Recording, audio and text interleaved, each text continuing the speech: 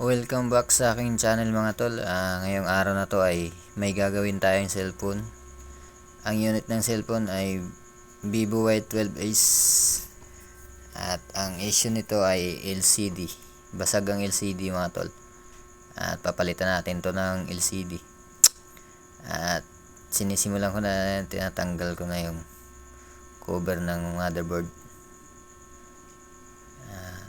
Sabaybayan nyo mga tol dahil makakuha kayo dito ng idea kung paano gawin ang Vivo Y12 is na cellphone. Magandang pagkakakuha ko dito mga tol ay tinutok ko na dito para malinaw nyo na masundan yung video ko, at nasa ganun ay may matutunan kayo dito sa video na to. Kaya huwag kayong kukurap mga tol, panoorin yung mabuti. Step by step naman yan mga tol, hanggang sa matapos ng video natin.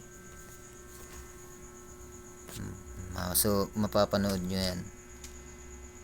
Tandaan nyo lang kung paano ko ginawa. Madali nyo lang gayahin yan. Ganyan lang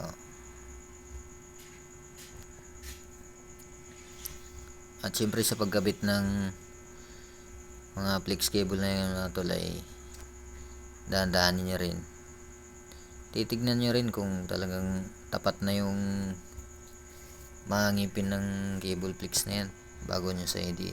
Tutunog naman yung pag diniin nyo Ibig sabihin pag tumunog yun, lumapat na yun. Ang cellphone na to pala, ang Vivo Y12s mga tol, ay napakabusisi palang palitan ng LCD to. Ang dami mong tinatanggal. Dito ako nahirapan sa cellphone na to Ayan, nakabit ko na. Ayan, gumana na. Ibig sabihin, success yung pagpalit natin ng LCD. At pasalamat din ako dahil maganda yung dineliver sa akin ng Sky Technology LCD screen. Gumana na siya mga tol.